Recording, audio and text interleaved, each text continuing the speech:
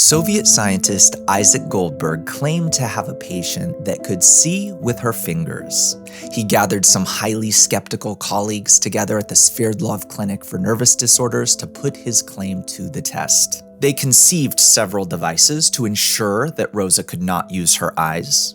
A wall with only a hole for the patient to pass her hand through. Huge paper collars, blackout goggles.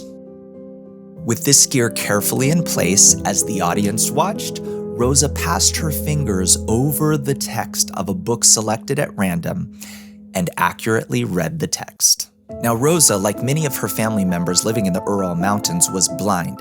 Maybe over time she developed such sensitivity to Braille that she could even detect the shapes of ink on a page. Dr. Goldberg had another experiment to find out. The researchers placed a sheet of glass over a newspaper page. Rosa ran her fingers across the glass and could no longer read the text. Not the fine print, but she could still read the headlines.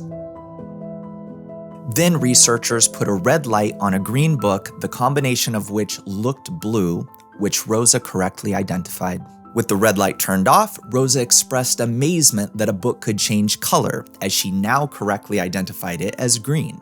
Finally, the researchers gave Rosa a photo. She passed her fingers over it, and she said, "What a cute little girl with her head tilted and a red ribbon in her hair," correctly identifying the contents of the photo. Rosa could see with her fingers. And according to recent research, some people can hear or smell with their eyes. A Harvard study covered by the New York Times reported that a man whose visual lobes in the brain were destroyed could accurately navigate away from fearful things on an obstacle course.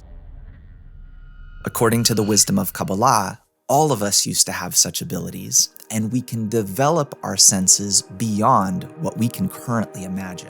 That's because our senses aren't at all what we think. They're actually 5 levels of desire differing in their quality, which Kabbalah calls clothing or hitlabshut, and in their quantity, which Kabbalists call aviut or coarseness. And they're subject to an ever-emerging chain of reshimot, which are causing all of our sensations in these senses. And each desire consists of all the others, but at different levels of intensity. That's why if you lose one of the desires, it can partially be replaced by the other desires. That's why Rosa could see with her fingers. Now, those reshimot, or records that are continuously emerging inside of me, are in unison with my desires, depicting for me the picture of the world that I see around me, including those senses that are seemingly creating that picture, which are also depictions from within me, meaning my nose, my ears, my mouth. They're also depictions from the inside. And what exists outside of me?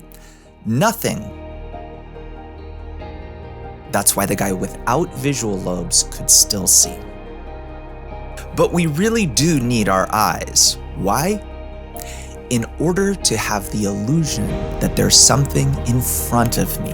This gives a person a depiction of their own qualities that I'm living in a world with, and causes me to come to very special conclusions about what to do about all these qualities that I'm seeing before me.